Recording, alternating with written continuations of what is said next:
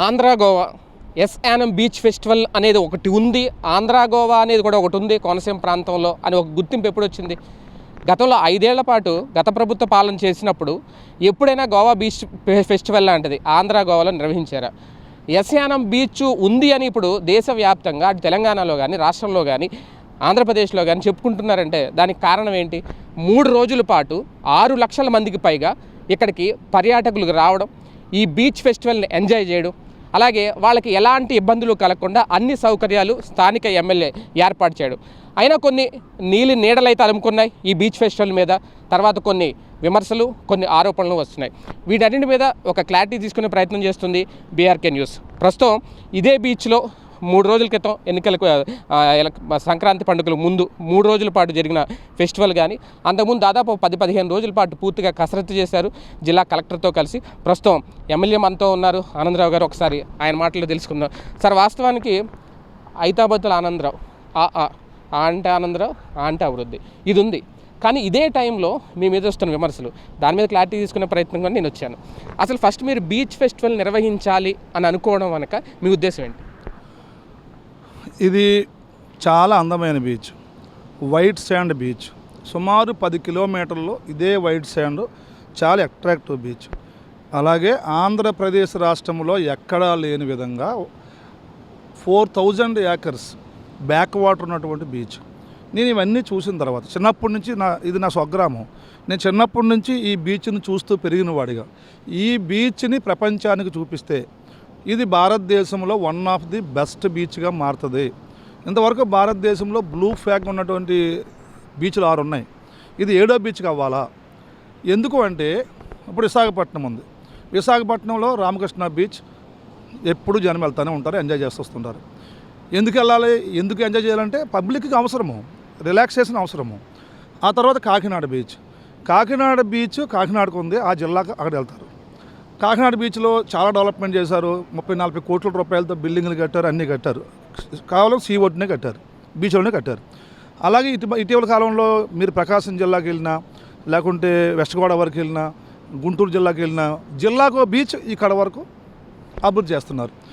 ఇన్ని బీచ్ల కంటే అందమైన బీచ్గా ఇది నాకు చిన్నప్పటి నుంచి తెలుసు. కాబట్టి ఈ అంబేద్కర్ కోనసీమ జిల్లాకు సంబంధించి ప్రజలు ఏదైనా రిలాక్సేషన్ కోరుకోవడానికి ఎక్కడికి వెళ్ళాలో తెలియని పరిస్థితులు ఉన్నారు. కాబట్టి దీన్ని టూరిజంగా మనం దీన్ని మలిచితే చంద్రబాబు నాయుడు గారు ఆంధ్రప్రదేశ్ రాష్ట్రాన్ని ఈరోజు టూరిజాన్ని అభివృద్ధి చేయాలని, ఇంతవరకు సర్వీస్ రంగంలో ఉన్న టూరిజాన్ని ఇండస్ట్రీగా మార్చారు.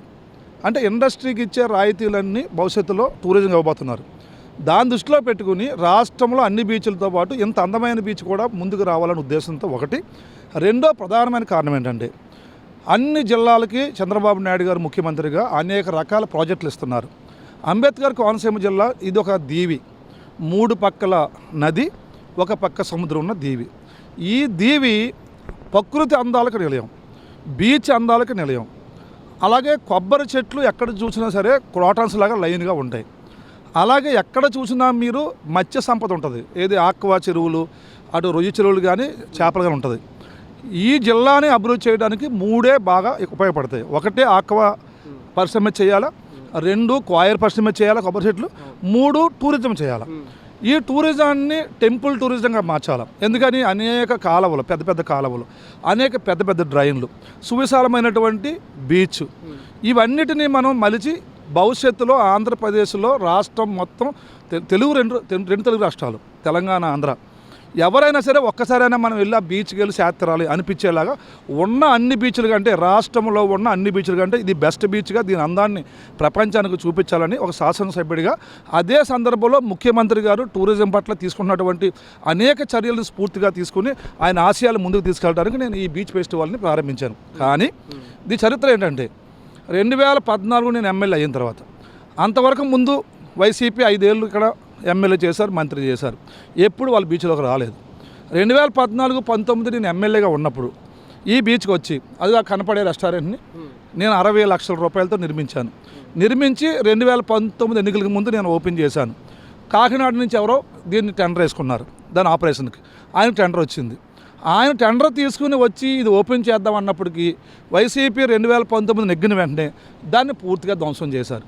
నేను ఆ ధ్వంసం చేసిన దాన్ని ఏ విధంగా అయితే ప్రజావేదికను ధ్వంసం చేశారో ఆ విధంగా దీన్ని ధ్వంసం చేశారు. నేను ధ్వంసం చేసినటువంటి దాన్ని అలాగే వదిలేశాను, ఎందుకని అది ఎప్పుడు చూపించాలని పబ్లిక్కి. నేను పక్కన మళ్ళీ సిఎస్ఆర్తో రెస్టారెంట్ కట్టాను వాళ్ళ కోసం. ఇప్పుడు దాంట్లో వాళ్ళు మన సంక్రాంతి నుంచి వాళ్ళు ప్రారంభించుకుంటున్నారు. 60 లక్షల రూపాయలని సెంట్రల్ గవర్నమెంట్ ఇస్తే కాపాడాల్సినటువంటి గవర్నమెంట్ నిర్లక్ష్యం వహించి ఆ ధ్వంసం చేశారు. కిటికీలోకి వెళ్ళిపోయారు, ఫ్యాన్లోకి వెళ్ళిపోయారు, పై రేకులోకి వెళ్ళిపోయారు. సర్వం ధ్వంసం చేస్తే ఒక పోలీస్ కంప్లైంట్ లేదు, ఒక ఎంక్వైరీ లేదు, అసలు పట్టించుకోలేదు. అది ప్రజా ఆస్తిని కానీ అది మందని కానీ బాధ్యతని కానీ లేదు, పట్టించుకోలేదు, అయిపోయింది. అలాగే 2019-24 వైసీపీ ఉంది.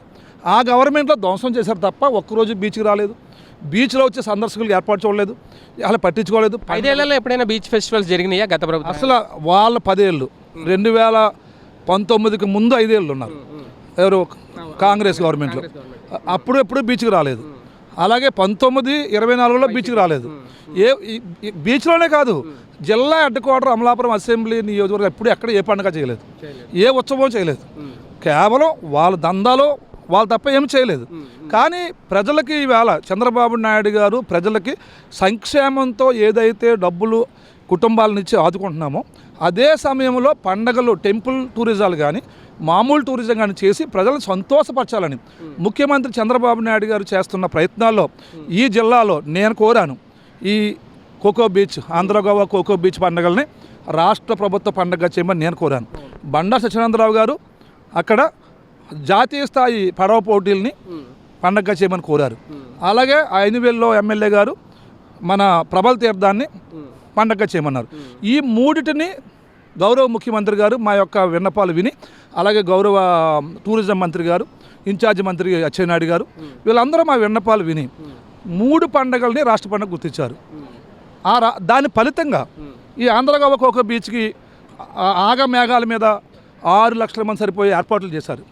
ప్రభుత్వం దానికి చేయాలా, ఎందుకని ప్రభుత్వ పండగగా నిర్వహిస్తే ఏ లోటు వచ్చినా మళ్ళీ ప్రతిపక్షాలు గోరంతని కొండంతగా మారుతాయి, అన్నీ చేశారు.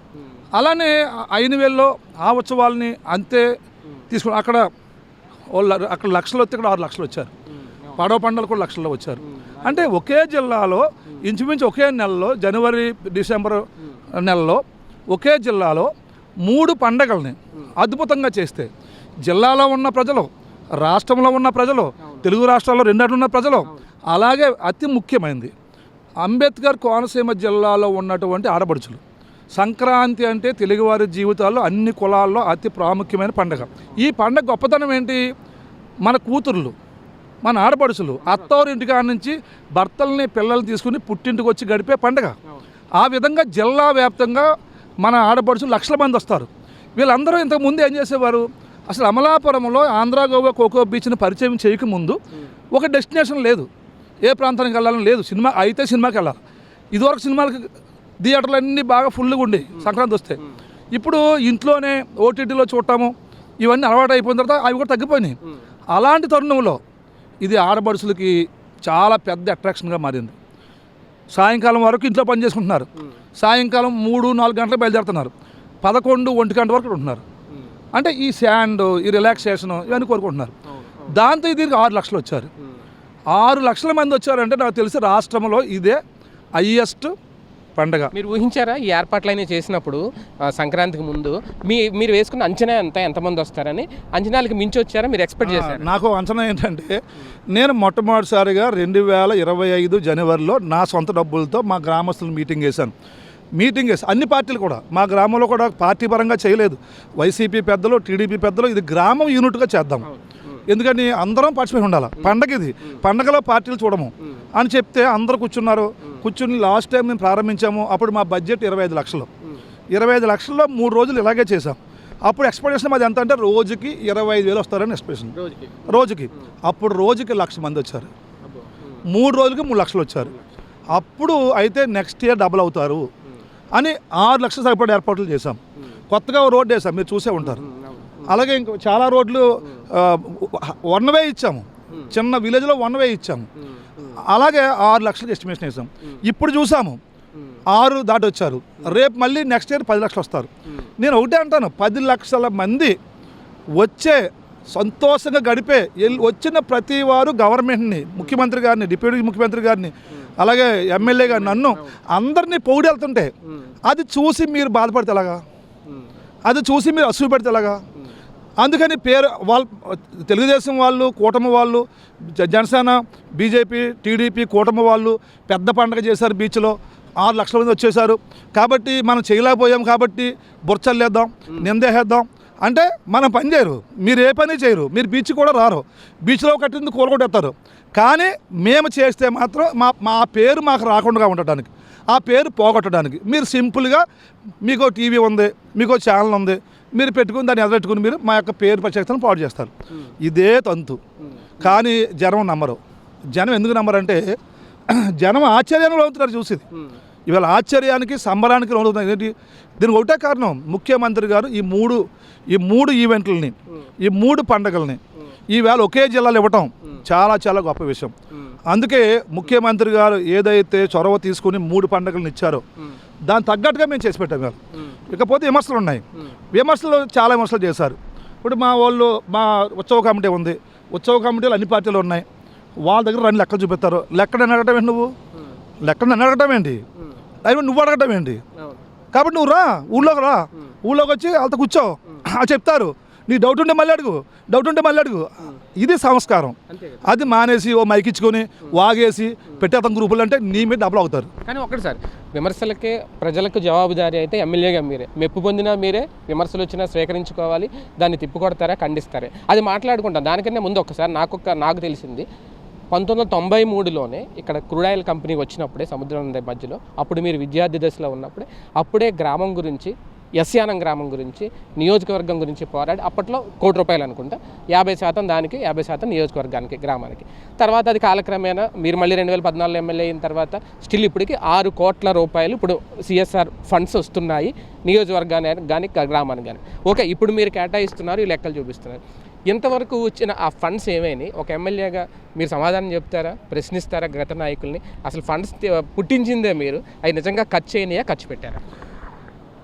ఆ రోజు నేను విద్యార్థిగా నా ఊర్లో ఉన్న పెద్దలు అందరి క్యాస్టులను కూర్చోబెట్టి ఇక్కడ ఆయిల్ తీస్తున్నారు, మన పొలాలు పాడవుతున్నాయి, మనకి స్థానిక అభివృద్ధి చేయాలా అండ్ ఉద్యమం చేద్దామని నాకు కూడా అందరూ వచ్చారు. భారీ స్థాయి ఉద్యమం చేసాం. 1992లో ప్రారంభించిన ఉద్యమం 96 వరకు 4 ఏళ్ళు చేసాం. 96లో కేఎస్ఆర్ మూర్తి గారు ఎంపీగా ఉండగా ఆయన మధ్యవర్తిగా పెట్టుకుని సంవత్సరానికి ₹1,00,00,000 అభివృద్ధికి ఎస్యానికి ఇచ్చేలాగా, అలాగే ఉద్యోగాలు, కాంట్రాక్ట్ ఉద్యోగాలు ఇచ్చేలాగా ఒప్పందం పడ్డాం. ఆ ఒప్పందం భాగమనే నా చేతితో పెట్టిన ఉద్యమమే ఈవేళ గ్రామం నుంచి సుమారు 350 మంది ఉద్యోగాలు చేసుకుంటున్నారు, కాంట్రాక్ట్ ఉద్యోగాలు చేసుకుంటున్నారు. ఓ 10 మంది పర్మనెంట్ చేసుకుంటున్నారు. అలాగే ₹1,00,00,000 ఆ వేళ ఇచ్చారు.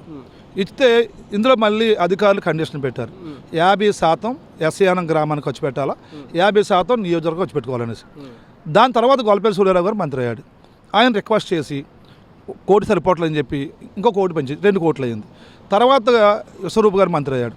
ఆయన కూడా రిక్వెస్ట్ చేసి ₹1,00,00,000 పెంచాడు. తర్వాత నేను ఎమ్మెల్యే అయ్యాను. నేను ఎమ్మెల్యే అయినప్పుడు నేను 3 సరిపోవట్లేదు 10 ఇమ్మంటే వాళ్ళు 6 ఇచ్చారు. 6 కోట్లలో ₹1,00,00,000 ఊళ్ళో ఉన్నటువంటి స్కూల్ పిల్లలకు ఫీజులు, పుస్తకాలు, విద్యా వాలంటీర్లకు శాలరీస్, ఇలాంటివన్నీ వాళ్ళు ఖర్చు పెడతారు. ₹5 కోట్ల ఊరు డెవలప్మెంట్కి ఇస్తారు. ఇస్తే 2019-24 మధ్య, నేను 2014-19 మధ్య నేను సుమారు 15 కోట్లు ఖర్చు పెట్టాను గ్రామానికి. అప్పుడే వేసాను ఈ రోడ్లన్నీ, బీచ్ రోడ్డు కానీ వేసాను నేను. 19-24లో మీరు గ్రామానికి మొత్తం ₹1,00,00,000 మించి ఖర్చు పెట్టలేదు. ఎంత ఖర్చు పెట్టాలి మీరు? 2.5 కోట్లు ఖర్చు పెట్టాలి ఇయర్కి. 5 రెళ్ళు 10, 5 అర్ధలు 2.5, అంటే 12.5 కోట్లు మీరు గ్రామానికి ఖర్చు పెట్టాల్సి వచ్చి ₹1 కోటే ఖర్చు పెట్టి ఈ డబ్బులు కూడా మీరు బయట వాడేశారు. మిగిలిన 11.5 కోట్లు ఏమైనా బయట నియోజకవర్గం మొత్తం వాడేశారు.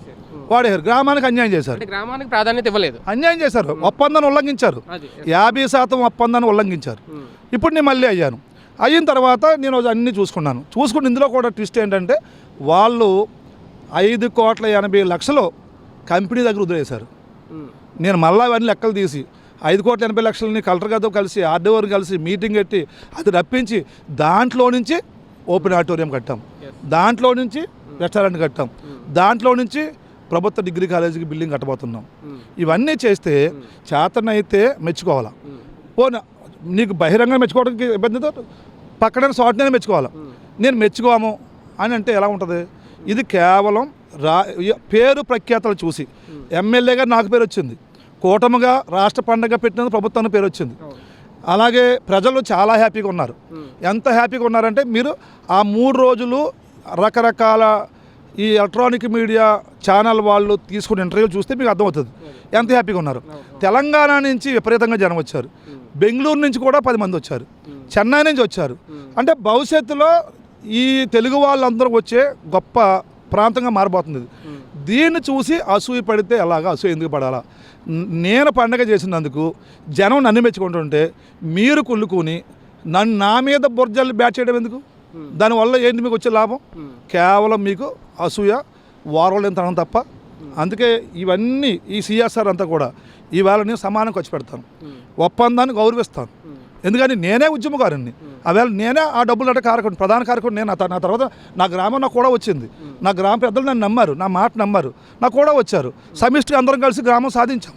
కానీ కీలక పాత్ర నేనే పోషించే చదువుకున్నవాడు. ఆవేళకి నేను ఎంఏ చేసి బిఏలు చేసి నేను అప్పటికే వచ్చి చేసి పెట్టాను.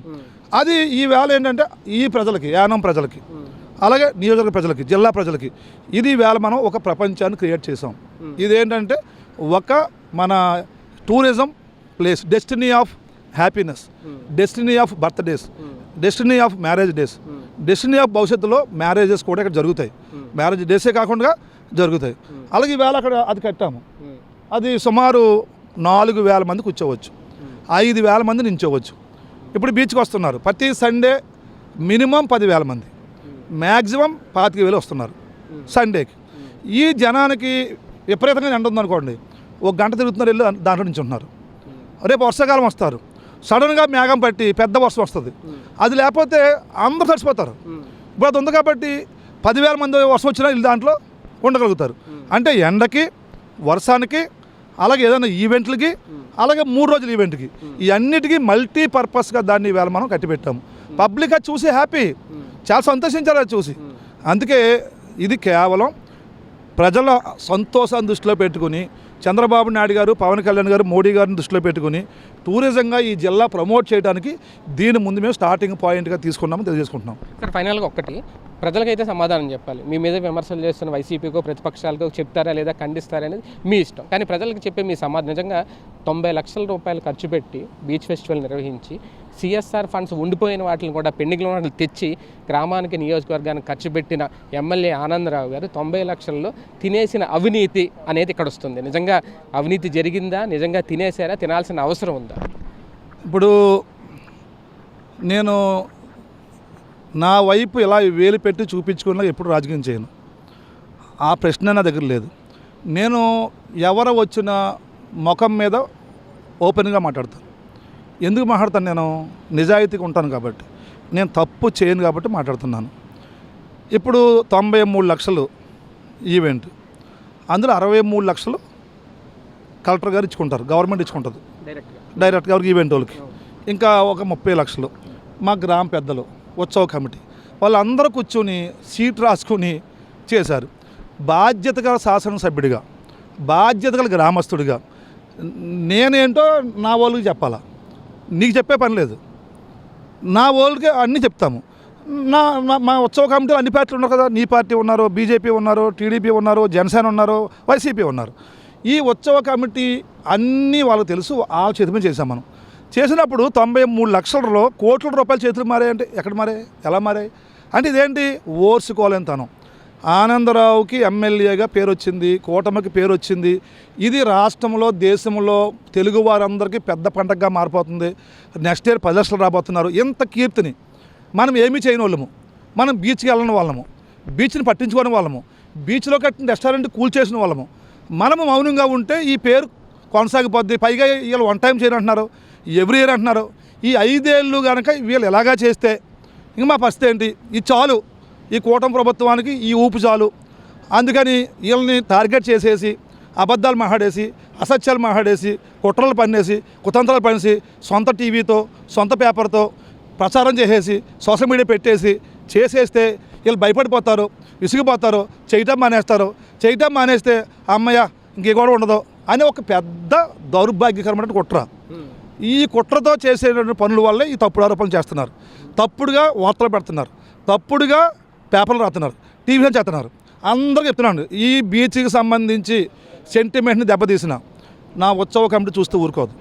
అలాగే ఎవరైనా సరే ఏ ఛానల్గా చెప్తున్నాను, మీరు రండి ఉత్సవ కమిటీ మీటింగ్ అయ్యండి, మీరు లెక్కలు అడగని చెప్తారు. మీ కాల్లో డౌట్ వస్తే ఇంకొకరిని అడగండి, ఎవరైనా తీసిరండి, ఈ ఉత్సవం ఎవరు డబ్బు ఇచ్చారు వాళ్ళని తీసిరండి. డబ్బు ఇచ్చిన మీరు తీసుకురాలేరు, ఎందుకని ఎవడెవ్వలేదు కాబట్టి. అలాగే ఉత్సవ కమిటీని అడగరు మీరు. అంటే మీ ఇష్టం వచ్చినట్టుగా మీరు ఈ సోషల్ మీడియాలో, ఎలక్ట్రానిక్ మీడియాలో తప్పుడు సమాచారాన్ని పంపించేసి మీరు చెప్పేస్తే ప్రజలు చూస్తూ ఊరుకోరు. అందుకే చెప్తున్నాను, అవినీతి లేనటువంటి పండగ, అవినీతి లేని అభివృద్ధి ఇవాళ ఇక్కడ సొంతం. భవిష్యత్తు ఎమ్మెల్యే గారు ఫైనల్గా ఒకటి, ఇలాంటి బీచ్ ఫెస్టివల్స్ వల్ల ఎక్కువ మందికి ఉపాధి అవకాశాలు లభిస్తాయి. గ్రామ ప్రజలకు కూడా, గ్రామ ప్రజలంటే నియోజకవర్గాలకు కూడా ఒక భరోసా, ఒక మద్దతు ఉంటుంది. ఓకే, ఇప్పుడు ఏదో విమర్శలు చేశారని నీవు ఆగిపోతాయని కాదు, కానీ ఇలాంటి టైంలో ఒక అయోమయంలో ఉన్న ప్రజలకు కానీ ఇలాంటి విమర్శల సందర్భంగా నేను అడిగేది ఓన్లీ ప్రజల కోసం, ప్రజలకి మీరు ఇచ్చే మద్దతు కానీ భవిష్యత్తు కార్యాచరణ ఏంటి దీని మీద? మీరు అడిగినట్టుగా గ్రామం నుంచి సుమారుగా 50 మంది ఇక్కడ చిన్న చిన్న స్టాల్స్ పెట్టుకుని వ్యాపారం 3 రోజులు చేసుకున్నారు. 30 ఆటోలను ఉచితంగా పెట్టింది ఉత్సవ కమిటీ. వాళ్ళు 3 రోజుల్లో ఒక్కొక్క ఆటో 6 నుంచి 7 వేలు సంపాదించుకున్నారు, సొంత ఊర్లో ఉండి సంపాదించుకున్నారు. ఉత్సవ కమిటీ ఇంకా ఏం చేసిందంటే, ఈ షాపులు పెట్టుకున్న వాళ్ళ దగ్గర డబ్బులు వసూలు చేశారని వాగుతున్నారు. ఆ వాగేవాడికి సిగ్గు సీమునెత్తులు లేదు. ఎందుకంటే షాపుకి గతంలో షాపులు వేసుకోమంటే ఈ సర్వే బాధుడు కర్రలతో వేసుకున్నారు, చూడటానికి అది అట్రాక్టివ్గా లేదు. ఉత్సవ కమిటీ ఏం చెప్పింది, మీ షాపుల్ని ఐరన్తో చేయిద్దాం, అక్కడ ఉన్న ఐరన్తో చేసింది, ఆ ఐరన్తో చేయిద్దాము, ఆ ఫ్రేమ్కి మేము చేయించిస్తాము, మీరు పైన క్లాత్ వేసి కూర్చిపెట్టుకోండి. ఫ్రేమ్కి దగ్గర 15,000 పైన అవుతుంది, మీరు 6,000 పెట్టుకోండి, మిగిలిన డబ్బు 7-8 వేలు మేము పెట్టుకుంటాం అని 50 ఫ్రేములకి కూటమి మన విలేజ్ కమిటీ ఆ డబ్బు పెట్టుకుంది. ఇప్పుడు డబ్బు తిరిగి ఇచ్చామా, తీసుకున్నారా? మా డబ్బు పెట్టాము వాళ్ళకి, దాన్ని వక్రీకరించి అబద్ధం చెప్పడం. అలాగే 30 మంది ఆటోలు బతికారు, ఒక 20 మంది గజేతగాళ్ళు బతికారు 3 రోజులు, అలాగే ఒక 2 పడవల వాళ్ళు బతికారు. ఇది కాకుండా ఇంకా అనేక రకాలుగా ఒక యాడ్ కంపెనీ యాడ్లు చేసుకుంది, ఇలా రకరకాలుగా ఉన్నారు. అందుకే నేను భవిష్యత్తులో నేను మొన్న డయాస్ నుంచి మాట ఇచ్చాను, ఇది ఆడబడుచులటువంటి పండగ, నా జిల్లాలో ఉన్న నా నియోజకవర్గంలో ఉన్న ఆడబడుచులు అందరి కోసం చేసే పండగ కాబట్టి ఎవరో ఎన్ని అవాకులు చవరకు పలికినా అవసరమైతే నెక్స్ట్ టైం మీలాంటి మీడియాని పెట్టుకుని చేస్తాం దగ్గర. ఎందుకని మీరు ఏ ఉద్దేశంతో విమర్శలు చేస్తే బెదిరిపోయి మానేస్తారు అనుకుంటున్నారో, అసలు బెదిరిపోయి మానేసే ప్రసక్తి లేదు. ఇప్పుడు 6 లక్షలు వచ్చారు, రేపు ఖచ్చితంగా 10 లక్షలు వస్తారు. ఈ 10 లక్షల మందికి తగిన ఏర్పాట్లు రేపు చేసే తీరుతాం. అది కూటమి గవర్నమెంటే చేయగలదు, చంద్రబాబు నాయుడు గారే దీన్ని చేయగలరు. అందుకే ఇది ఎందుకు ప్రారంభించామో తెలియదు. ఎందుకని 30, 40, 50 ఏళ్ళ నా వయసులో అలా ఉండిపోయింది. ఇది అలాంటిది మేము తలంచాం, దాన్ని ప్రారంభించాం. ఇప్పుడు ఈ పరిచయం అయింది, ఈ బీచ్ ఇండియా మొత్తం పరిచయం అయింది. దుబాయ్లో ఉన్న తెలుగు వారు కూడా వెళ్ళినాయి వీడియోలు, అక్కడి నుంచి కూడా ఫోన్లు వచ్చినాయి. ప్రపంచవ్యాప్తంగా తెలుగు వారు కూడా అందరికి వెళ్ళినాయి. ప్రపంచవ్యాప్తంగా ఉన్న తెలుగు వారు కూడా గూగుల్ ఎతికారు దీనికోసం. అందుకే భవిష్యత్తులో దీన్ని బ్లూ ఫ్లాగ్ బీచ్గా మార్చడానికి పూర్తిగా కష్టపడి పనిచేస్తాను శాసనసభ్యుడిగా. నేను ఒకటే, అభివృద్ధే నాకు తెలుసు, నేను ఎవరి మీద బురచలను, నేను ఎవరి జోలికి పోను. నాకు తెలిసిందల్లా మంత్రులను కలటం, ముఖ్యమంత్రి గారిని కలటం, డిప్యూటీ సీఎం గారిని కలటం, అభివృద్ధి అభివృద్ధి అభివృద్ధి. నేను ఈ అభివృద్ధి చేస్తున్నందుకు నా పేరుని డ్యామేజ్ చేద్దారని కనుక మీరు ప్రయత్నం చేస్తే మీ వల్ల కాదు, జనం నమ్మరు. ఎందుకంటే మీరు గతంలో నా మీద బోర్డు ఇలా బొచ్చల్లారు, ఎవరో నమ్మలేదు, ఇప్పుడు కూడా నమ్మరు. ఎందుకంటే నేను ఓపెన్గా మాట్లాడగలను, ఓపెన్గా ఛాలెంజ్ చేయగలను. ఈరోజు కనుక మీరు ఎవరైనా సరే అవినీతుల మీద, అక్రమాల మీద మాట్లాడతారంటే నేను సిద్ధం, ప్రత్యేకంగా రండి. నేను నియోజకవర్గం మొత్తం తిప్పుతాను, నా కారుకి రండి, మిమ్మల్ని ఎక్కడెక్కడ అవినీతి ఉందో మీ గవర్నమెంట్ చూపిస్తాను నేను. అది ఎంక్వైరీ చేసినాక మా చేద్దాం. మాది 18 ఏళ్ళు కదా, నీది 5 ఏళ్ళు కదా, చేద్దాం అవుతారండి. అంతేగాని ఒక మంచి కార్యక్రమాన్ని, ప్రజలు మెచ్చుకున్న కార్యక్రమాన్ని అనవసరంగా బుర్రచల్లి మీ పరువు మీరు తీసుకుంటున్నారు, ప్రజలందరూ చీకొడుతున్నారు. ఎప్పటికైనా గ్రహించుకోమని తెలియజేసుకుంటున్నాను. Thank you sir, thanks for your clarity. Right, మొత్తానికి బీచ్ ఫెస్టివల్ నిర్వహించిన తర్వాత వచ్చిన ఆరోపణలకు సంబంధించి ఒక క్లారిటీ తీసుకునే ప్రయత్నం అయితే బీఆర్కే న్యూస్ చేసింది. ఎమ్మెల్యే గారు చెప్తున్నది ఒకటే, ఉపాధి దొరికింది దీనివల్ల చాలామందికి, అలాగే నియోజకవర్గం అభివృద్ధి కానీ గ్రామాన్ అభివృద్ధి కానీ మున్ముందు ఇలాంటి ఫెస్టివల్స్ బ్లూ ఫ్లాగ్ బీచ్ ఫెస్టివల్గా కూడా దీన్ని మారుస్తాము అని చెప్తున్నారు. మొత్తం రాష్ట్రంలోనే గాను దేశవ్యాప్తంగా కూడా ఒక ప్రత్యేక గుర్తింపు తీసుకొచ్చే విషయంలో వెనకడుగు వేయం, ఎలాంటి విమర్శలకు కూడా తగ్గేది లేదు అనేది ఎమ్మెల్యే ఆనందరావు గారు ఇస్తున్న క్లారిటీ. కెమెరామ్యాన్ సుమన్తో శేఖర్, బీఆర్కే న్యూస్, ఆంధ్ర గోవా ఎస్ యానం బీచ్ నుంచి.